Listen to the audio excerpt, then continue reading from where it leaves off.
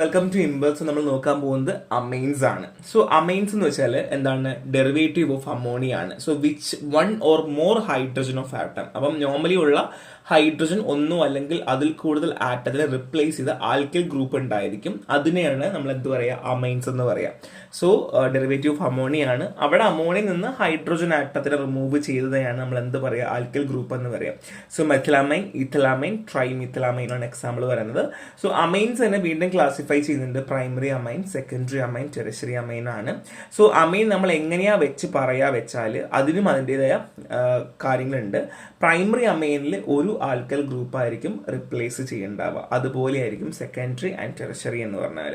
So basicity of amen നമുക്ക് നോക്കേണ്ട ആവശ്യമുണ്ട്. അമൈൻസ് എല്ലാം ബേസിക് ഇൻ നേച്ചർ ആണ്. എന്താണ്? അമൈൻസ് എല്ലാം ബേസിക് ഇൻ നേച്ചർ ആണ്. ഇത് എന്തുകൊണ്ടാണ്? Because they possess an unshared pair of electron on nitrogen. So because നിങ്ങൾക്ക് വൈവിയിലൊക്കെ ചോദിക്കാം കേട്ടോ, എന്തുകൊണ്ടാണ് അമീൻ ബേസിക്? അപ്പോൾ നിങ്ങൾക്ക് ഉടനെ പറയാം എന്തുകൊണ്ടാണ്.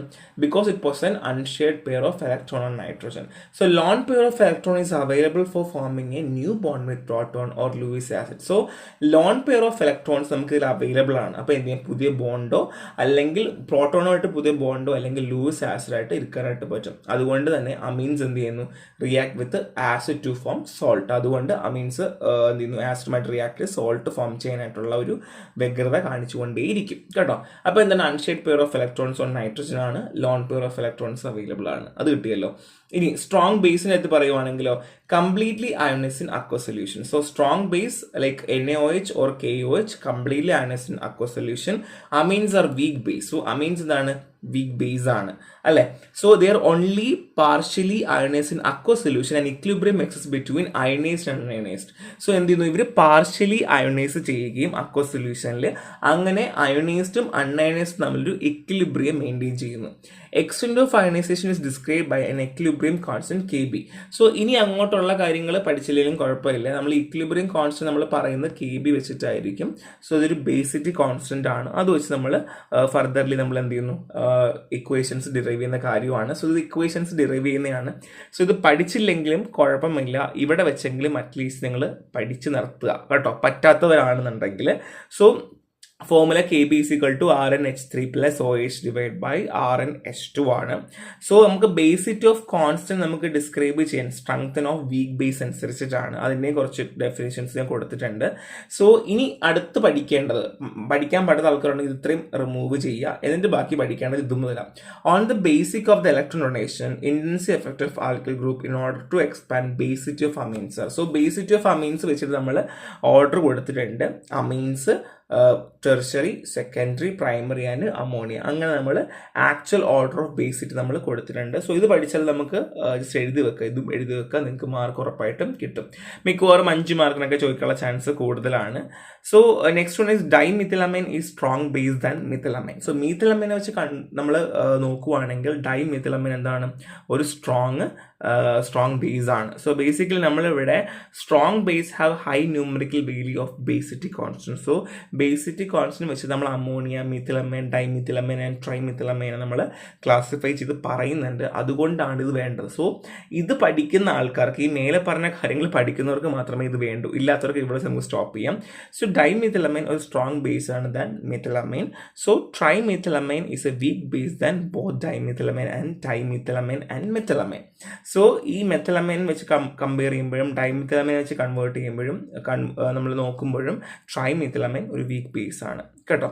സോ എന്തുകൊണ്ടാണ്? All through trimethylamine the electro density is further increase. So electro density വീണ്ടും കൂടിക്കൊണ്ടിരിക്കും ഇവിടെ ട്രൈമിഥിലമൈന്. അതുകൊണ്ടാണ് ഇതെന്ത് ചെയ്യുന്നത്? ഇത്രയും ഒരു ബേസിക് എഫക്റ്റ് കാണിച്ചുകൊണ്ടേ ഇരിക്കുന്നത്.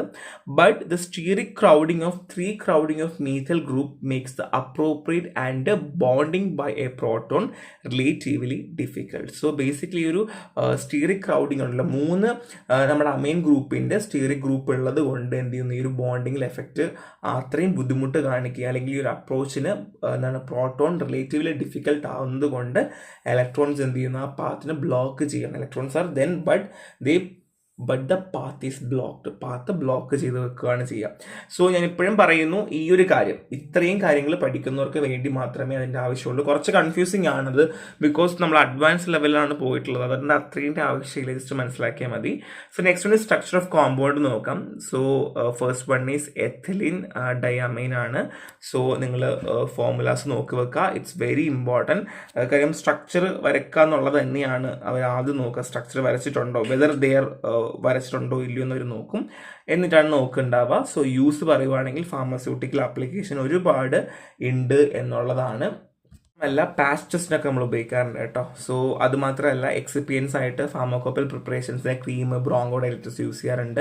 നെക്സ്റ്റ് വൺ ഇസ് ആംഫിറ്റമൈൻ ആണ്. സോ മ്യൂക്കസ് മെംബ്രെയിൻ ഷ്രിങ്ക് ചെയ്യാൻ വേണ്ടി നേസൽ സ്പ്രേയിൽ ഒരു കണ്ടന്റ് ആണ്. സോ CNS സിസ്റ്റം സ്റ്റിമുലന്റ് ആണ് ആംഫിറ്റമൈൻ എന്ന് പറഞ്ഞാൽ. സോ ഹൈപ്പർ ആക്റ്റീവ് ഡിസോർഡേഴ്സിൽ അത് കുറയ്ക്കാൻ വേണ്ടി ആംഫിറ്റമൈൻ കൊടുക്കാറുണ്ട്. സോ നെക്സ്റ്റ് വൺ ഇസ് എത്തലോനമൈൻ ആണ്. സോ ഒരു ഡ്രഗ് ആണ്, ബ്ലീഡിംഗ് ഒക്കെ പ്രിവെന്റ് ചെയ്യാൻ വേണ്ടി ഉപയോഗിക്കാറുണ്ട്. സോ ഒരുപാട് ഫാർമസ്യൂട്ടിക്കൽ ഇൻഡസ്ട്രിയിൽ ഭയങ്കര ഒരു ഉപയോഗമുള്ള സാധനമാണ്. സർഫാക്റ്റൻസും ചിലേറ്റിംഗ് ഏജൻസും ഒക്കെ ഉണ്ടാക്കാൻ വേണ്ടി ഉപയോഗിക്കാറുണ്ട്. സോ സ്ക്രബ്ബറായിട്ട് നമ്മൾ ഇൻഡസ്ട്രിയിൽ യൂസ് ചെയ്യാറുണ്ട്. കാർബൺ ഡൈ ഓക്സൈഡും ഹൈഡ്രജൻ സൾഫൈഡ് പോലുള്ള സാധനങ്ങളൊക്കെ റിമൂവ് ചെയ്യാൻ വേണ്ടി നമ്മൾ ഹെൽപ്പ് ചെയ്യാറുണ്ട്. സോ ഇത്രയേ ഉള്ളൂ കോമ്പൗണ്ട്സ്. അതിൻ്റെ പാർട്ട് 2 ഞാൻ കൊടുത്തിട്ടുണ്ട്, അതും കൂടെ നോക്കുക.